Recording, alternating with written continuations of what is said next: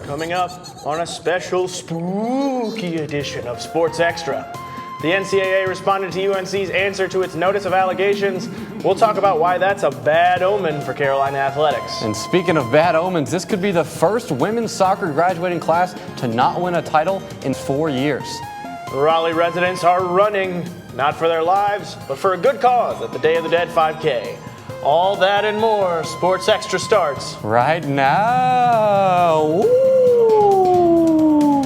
From the University of North Carolina School of Media and Journalism, covering the full range of Tar Heel athletics, this is Sports Extra. Woo! Hope we didn't scare you too much. Welcome to the 2016 Halloween edition of Sports Extra. I'm Caleb Waters. And I'm 15-time world champion Rivers Upchurch. We have so many critical late-season conference showdowns, it's almost scary. But maybe the most frightening thing of all is the growing tensions between the NCAA and the university. Now for more about this, we bring in Brett Thompson dressed as UNC football coach Larry Fedora. Brett, what's the latest on this never-ending nightmare of an investigation? Well, thank you very much, Caleb. Well, despite the fun and games we're going to be having on today's show, this actually is a very serious situation developing between Carolina and the NCAA. Now, the most recent development in this whole scandal dates back to last April. The NCAA released its amended notice of allegations charging Carolina, most notably with lack of institutional control. Now, the university responded in August strongly, stating that this is an academics case, not an athletics case. They basically told the NCAA, stick to sports. They said this is out of their jurisdiction. They cannot charge them based on academic departments doing wrong things. And they noted that not only athletes were taking the classes, regular students like you and I, they were the ones in there as well, and it was not the majority of the athletes. Now, the NCAA did release a response last week stating this is both athletics and academics. They basically told the university that it's not a matter of what the athletics departments did, but how they responded to what happened. Or their lack of response, really. And they cited the fact that it was the professors and the athletic administrators going back and forth about, oh, well, my athlete needs this grade, they need to remain eligible. That's what the NCAA is trying to charge UNC with and potentially give them sanctions. Now, while all of this is happening, while this is going on one hand, on the other hand, the NCAA this past Thursday seems to be moving towards the academic side of things. They voted on a new policy to reward schools based on academic success of their athletic programs. This money will come from the TV revenue, and it will be distributed first time ever to schools based on academics. Now, this will come off of a few factors. Athletic progress grade, for one. It needs to be at least 985 for them to go through this. Now, this is a team-by-team basis. Football's got its own, basketball's got its own, soccer's got its own. Each team has its own APR. It's based on the retention and the eligibility of athletes on a year-to-year basis. Another thing to keep track of is the graduation success rate and the federal graduation rate. This kind of includes transfers that come in for that fifth year of eligibility. Now, Friday, UNC, Bubba Cunningham did fly up to Indianapolis to meet with the NCAA. It was a procedural meeting. It was behind closed doors, so we don't know exactly what was discussed, but we do know that it was regarding the potential sanctions that the school could see based on all of these allegations. And, you know, it's Halloween. It's always a scary time. It's especially scary for UNC because looking at all of these factors, the way the NCAA is moving towards an academic, standpoint of things, got to think that sanctions will come out of this. Caleb, back to you. That was Brett Thompson in studio, and yes, he's a Tar Heel.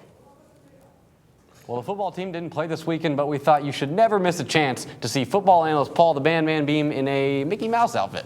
Hi, everybody. I'm Mickey Mouse. Oh, Paul, that was actually pretty good. Mickey Mouse is a role I was born to play. If you're watching out there, Disney, I'm for hire. All right, Paul, slow down. Easy there, bud. You have a job to do right now, and that's to tell us what's up with the Tar Heels next week versus Georgia Tech. I'm sure every ACC football fan knows the Yellow Jackets run a wishbone-style option offense. Georgia Tech is an engineering school, and let me tell you, Tech head coach Paul Johnson is one heck of an engineer of the triple option attack. The option offense is based on misdirection, and it's nearly impossible to anticipate what the offense is going to do. Assignment defense is the key. I'll use an example from the UNC Georgia Tech game last year to show you what I mean. There needs to be defenders responsible for the quarterback, fullback, and the wingback. Once we get to the QB fullback mesh point, you'll see that Tech QB Justin Thomas is trying to read defensive end Mikey Bart. Bart is going to fake like he's going after the fullback, but he stays outside because he's assigned to the QB, and linebacker Kason Collins fills the hole as he's assigned to the fullback. Thomas decides to keep the ball, and Collins uses good play recognition to dismiss the fullback and go after Thomas. Down at the bottom of your screen, you're going to see cornerback Des Lawrence come down and set the edge, which forces the wingback back inside in the direction of Bart. There's absolutely nowhere to go with the ball, and Justin Thomas ends up coughing up the rock. So some pretty spectacular run defense right there, but Carolina has really struggled against the run again this year. Are the Heels going to be able to hold up and stop this Georgia Tech option offense? Rivers, I don't think Carolina's rush defense is getting enough credit. I think they're capable of doing the job against the option. Well, I'm guessing that you're expecting the Heels to stop the Yellow Jackets in their tracks and roll on to the 7th win of the year. River, I wouldn't say stop Tech in its tracks. The Yellow Jackets do average nearly 250 yards on the ground per game, but the Heels desperately needed to get some guys on the defensive side healed up, and I think the bye week has allowed them to do that. I expect Mitch Trubisky, or Mr. Biscuit, to take advantage of a mediocre Georgia Tech pass defense and hit the 300-yard mark for the 5th time this season. I have UNC cruising 38-24. Well, that's Mickey Mouse football analyst Paul Beam in studio. Thanks, Paul. Well, there are a lot of scary things out there. Spiders, climate change, a cage match against John Cena, footage of Chris Jenkins' national championship buzzer beater. You get the idea. But if you're on the women's soccer team here, you're shaking in your cleats about possibly being on the wrong side of history. Keegan Matheson has more. Since 1979, Anson Dorrance has coached the women's soccer team to 22 national championships. This year, the pressure to win a national title is at an all-time high. The most recent championship was back in 2012. So if the Heels don't win the championship this year, it would be the first graduating class without a title. But the hopes are high. I think that was the goal that I had in coming here and that all of us have in coming here. So, I mean, every year it's different. Every year all the teams are different, and they've gotten better and better every year. But I think we have a really good shot this year, so we're excited. This is Heather O'Reilly calling the game Thursday night for the Heels. She's a 2-time national champion and is just one of the many alumni who know what it's like to hoist the trophy here at UNC.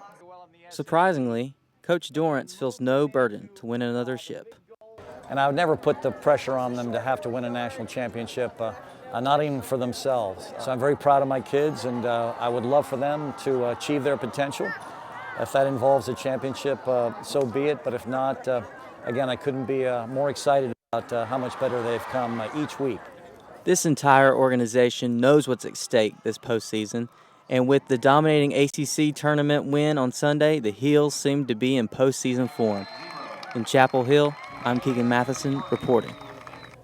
Now, a national championship isn't the only thing that has eluded this group. Prior to Friday night, the team had dropped 7 straight matches to Florida State, so the Heels hope to exorcise the demons against the Seminoles on senior night. Fetcher Field was packed to the brim with fans hoping to see the Tar Heels clinch a final ACC win on senior night. Like a typical match against the Noles, this was a pretty uneventful one. North Carolina attempted a total of 10 shots with little luck, but freshman Madison Schultz scored the only goal of the game on the putback from junior Megan Buckingham's shot. This was Schultz's first ever goal as a Tar Heel. Pretty good reason to celebrate. Carolina comes away with the 1-0 victory. And that win against the Noles clinched a home quarterfinal game for the Heels in the ACC tournament. Sunday, they hosted the UVA Cavaliers in a rematch of their 1-1 draw earlier this season. Madison Schultz struck again, first catching the goalkeeper off guard and scoring her second goal of the season. Sarah Ashley Furstenberg was next to expose the Wahoo defense, hustling to a score with just 17 seconds left to put an exclamation point on the first half. And then, after halftime, a Carolina corner kick somehow finds its way into the back of the net to help seal the game for the Heels. UNC advances to the ACC tournament semifinals. Joining the Heels in the semifinals are Florida State, Notre Dame, and Clemson. FSU beat Duke to advance and will face Clemson on Friday, and Carolina plays top-ranked Notre Dame and Charleston, also on Friday. The Heels are seeking their 23rd ACC tournament championship. And the third-ranked men's soccer team battled number 12 Notre Dame on Friday with the top seed of the ACC tournament on the line. The battle between some of the ACC's best ended in a scoreless draw. Carolina keeper James Pyle logged his 10th clean sheet of the season, and with the draw, the Tar Heels finished the regular season with a 5-1-2 record in the ACC, clinching the top seed in the conference tournament. And that tournament kicks off on Wednesday with the Heels ranked number 3rd in the nation. They will play Sunday against either the winner of 9th seeded Virginia Tech and 8th seeded Boston College. With a win Sunday, Carolina would host the tournament semifinals on Wednesday night. And up next on Sports Extra, the field hockey team celebrated Senior Day at Henry Stadium with a scary good performance. Just call him Freddy Krueger because it was a bloodbath.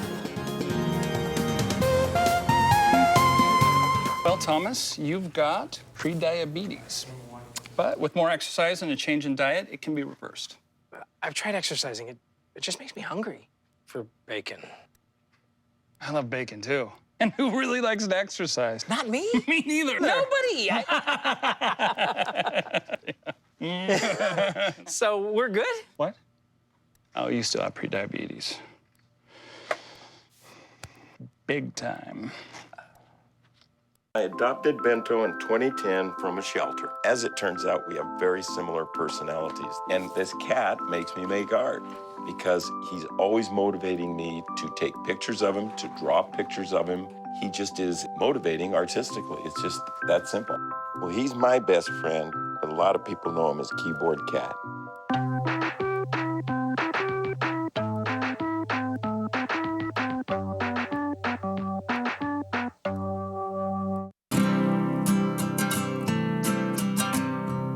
Every day across America, excess food is gathered by a network of good people at local food banks, giving hope to millions of children who struggle with hunger.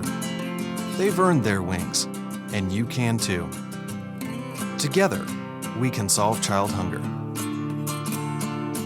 Support Feeding America and your local food bank at feedingamerica.org.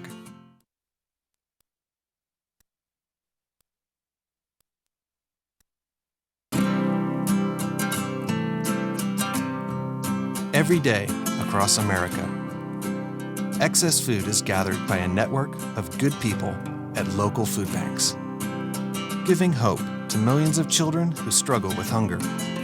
They've earned their wings, and you can too. Together, we can solve child hunger. Support Feeding America and your local food bank at feedingamerica.org.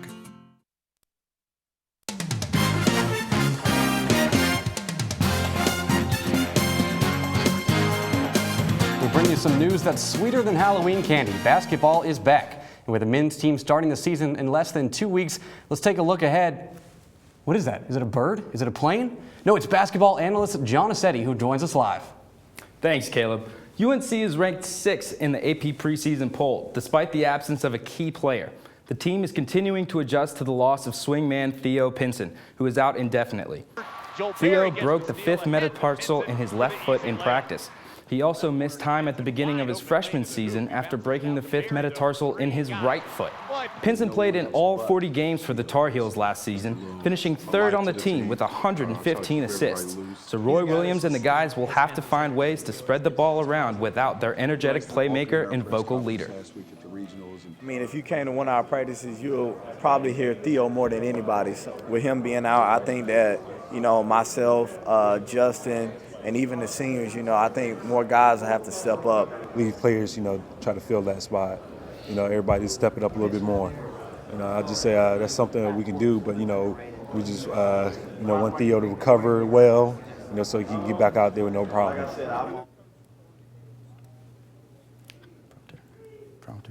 Prompter. Pinson will be on the sideline supporting his teammates at their exhibition game this Friday. Fans can finally get their first taste of action at the Smith Center on Friday when the Tar Heels take on the UNC Pembroke Braves. There will also be a food drive for people in eastern North Carolina who were affected by Hurricane Matthew. So if you're heading to the game, you can bring canned goods if you want to help out. A lot of people can't wait for basketball season, myself included, just so I can get that awful championship game out of my head. The first game of the regular season will be in New Orleans against Tulane on November 11th. Back to you, Ron.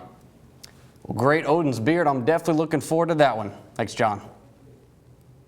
Now, the 5th-ranked field hockey team wrapped up the regular season this weekend, starting with a road trip to Old Dominion. The Heels controlled the game from start to finish, outshooting the Monarchs 18-12. Lauren Moyer and Marissa Creator provided the only 2 goals of the game, with goaltender Alex Halpin standing tall for the shutout. Final score, Carolina 2, Old Dominion 0. And it was senior day for the Tar Heels, but it was the younger players who dominated against Appalachian State. Of the 9 goals, that's right, 9, the Heels scored on Sunday. 7 came from underclassmen like this Ashley Hoffman strike just before halftime. And senior Lauren Moyer ended her regular season career on a high note with a pair of second-half goals like this one, finding the back post. And after an Appalachian State consolation goal, Afe Anderson had that spooky spinning strike to show him who's boss. The Heels annihilated the Mountaineers 9-1 and head into the ACC tournament with a 15-4 record. We know we have a tall task with Louisville, but we also have a little bit of a revenge factor. That they beat us on their home field. Now we have a chance to play them on a neutral site, and a lot's at stake. And not a bad way to end the regular season. Carolina, the 5th seed in the tournament, looks to keep its hot streak going in the ACC Championship against 4th seeded Louisville in Winston-Salem, rep to 3-3-6. With a win against the Cardinals, the Heels would advance to the semifinals against top-seeded Duke on Friday. The 8th-ranked volleyball team took its undefeated ACC season on the road this weekend, starting with a match at Virginia Tech on Friday. The Tar Heels set the tone early with junior Taylor Fricano leading the way with a career-high 7 blocks. And another Taylor Tracy, kept that momentum going with kill after kill, 9 in the second set alone, tying her personal best with 18 in the match. And a third Taylor in the Taylor gang got in on the action. Taylor Leaf, just too powerful for the Hokies to handle. Carolina dominates 3-1 for its 11th straight conference win. And now the pick game, we pick it up with the Tar Heels down 2-1. They battled back to forth a 5th set, but it was all Panthers from there. There's Pittsburgh's Stephanie Williams with the kill to put the Panthers up 5-4. UNC tried to stay in it. Beth Nordhorn right here delivered a beautiful kill to make it 7-5, but it just wasn't enough. Pittsburgh finished the game with an ace, and down go the Tar Heels finally, taking their first loss of the ACC season. Members of the rowing team are here to pump you up and raise money for the kids. Now say it with me, Ergathon.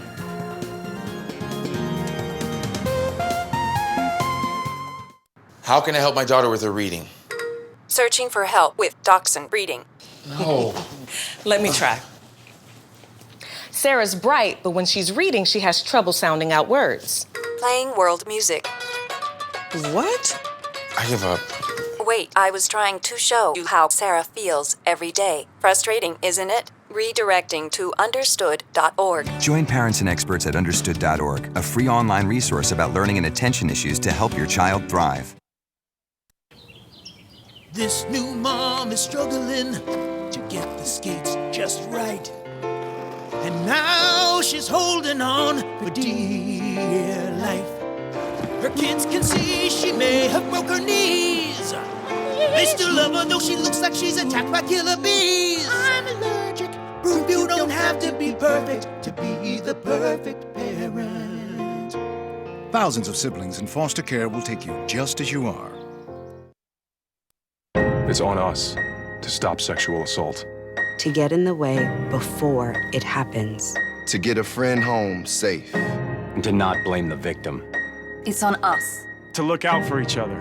To not look the other way. It's on us to stand up. To step in. To take responsibility. It's on us, all of us, to stop sexual assault.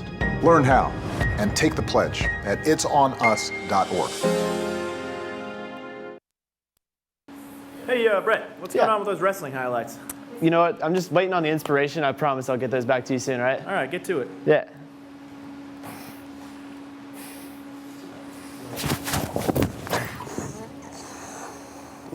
I just moved in with his family, and it's embarrassing. The little one, he likes to go outside and crawl around in the giant litter box. I don't know what he's doing. Oh, poop already. You're making me nervous.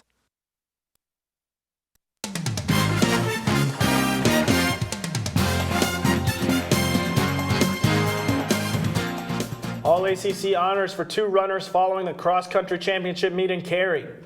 Those accolades go to Logan Carroll, who took 20th place in the meet, and for the women's sophomore Morgan Isle, who ran a new personal best, good for 16th place. The top 21 men and women are awarded all ACC honors.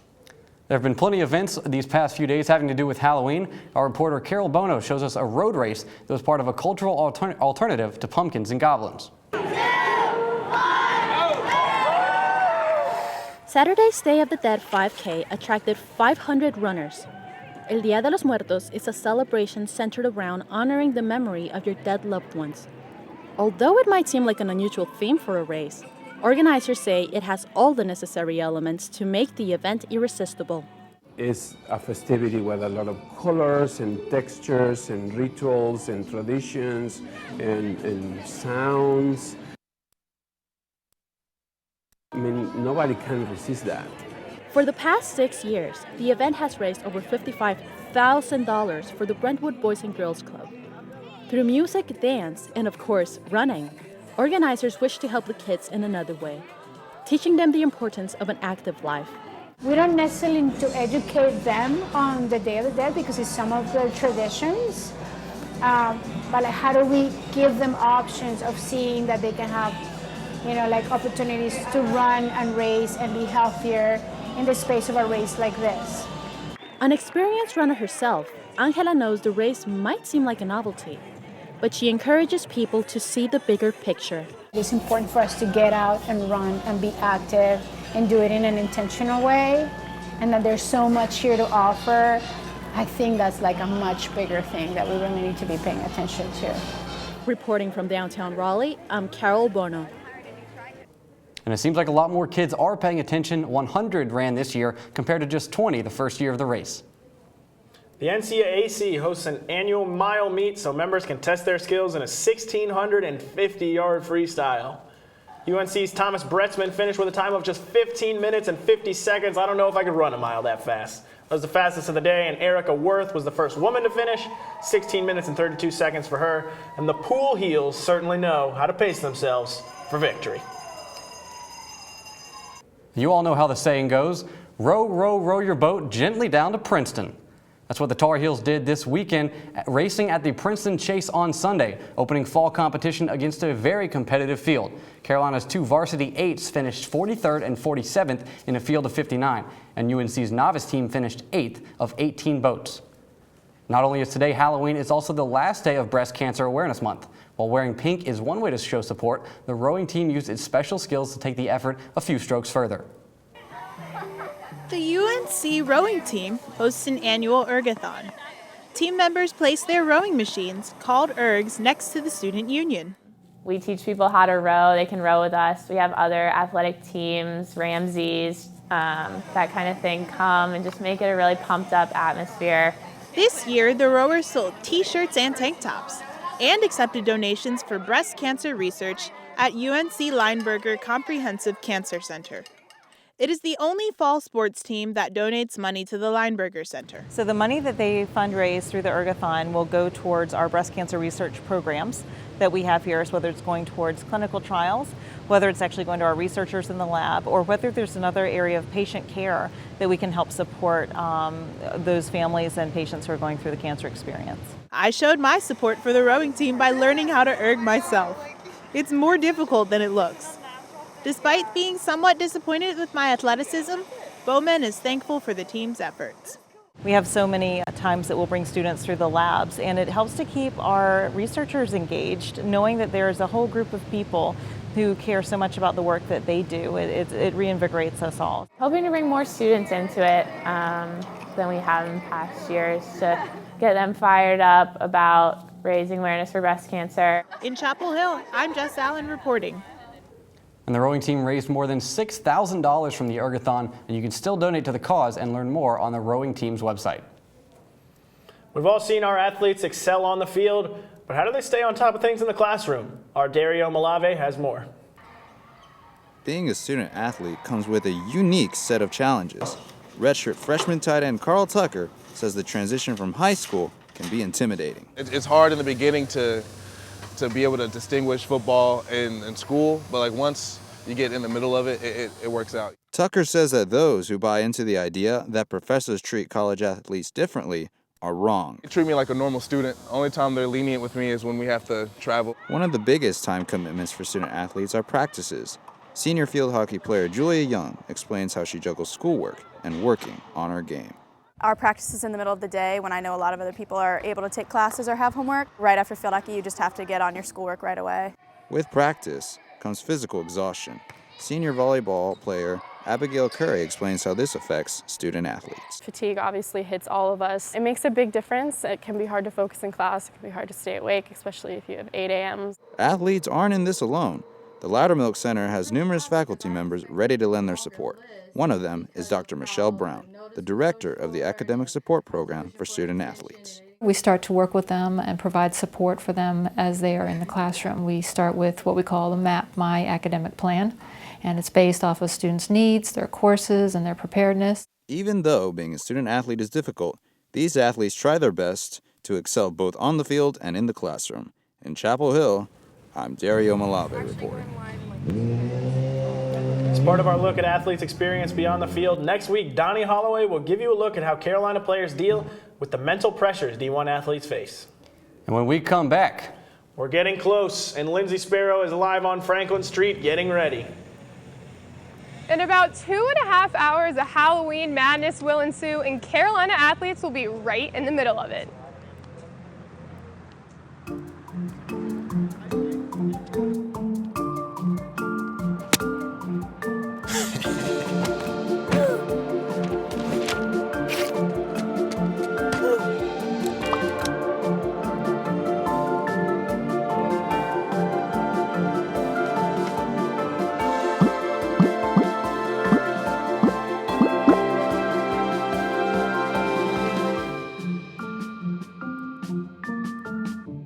you know, some days you're just really feeling it. You know you're on. And for UNC men's tennis, Jack Murray went 5 sets but came out the victor with a final scoreline of 7-5, 6-4, 4-6, 6-7, 7-6. Other days, not so much. Now a Sports Extra's exclusive interview with UNC basketball legend, Mikel Jordan.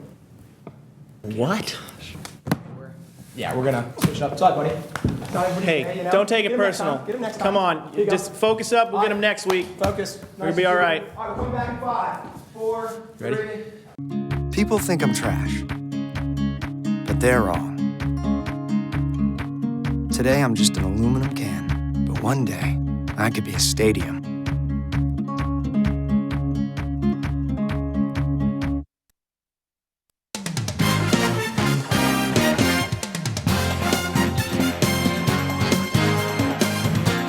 Something spooky is brewing on Franklin Street tonight. We have Lindsay Sparrow live telling us how some of Carolina's best athletes will be celebrating All Hallows Eve. Lindsay? Thanks, Rivers. Unlike you two, I don't have my costume yet, but just in a few hours, thousands of students will be gathering behind me. And if you decide to venture out tonight and you look hard enough, you might be able to spot some 2016 national champions, members of the UNC women's lacrosse team. The official women's lacrosse season might not start until February, but for the North Carolina team, October 31st ignites some fierce and creative costume competition. It's just been a tradition as our lacrosse team. When I came in as a freshman, we were told as a freshman class, you dress up, each class dresses up, and it's a pretty big deal. Everyone's really competitive in what they do. I mean, we compete on the field, we compete off the field. The current senior class has showcased a variety of costumes through the years, from Gatorade bottles to Looney Tunes to the TV show Breaking Amish. And Waters says the preparation for the costumes begins months before Halloween, and those ideas are kept secret from each class. I can only say this because I'm around other senior girls, but we are being the trademark blue cup from He's Not. And Maddie Hoffer says members of the freshman class took a funny, ironic approach to their first ever costume competition. This year we decided to be the Pink Ladies from Greece, and then one girl, our goalie in our class, Jess, is gonna be like the hot Sandy at the end, and that's probably, she's like the most maybe like conserved one out of all of us, so it's supposed to be really funny. Even though these women get pretty competitive, the only thing at stake is team bragging rights. Back to you guys. Rivers, I'm sure with an outfit like that, you're going out on Franklin Street? Absolutely. Franklin Street, the champ is here. And if you want some, come get some. Well, I'm sure no costume is as scary as that old fro you used to rock, so I'm glad that's not in play. That's true. Good thing we took that off. That does it for this edition of Sports Extra. Thanks for watching. You stay classy, Chapel Hill. task with Louisville, but we also have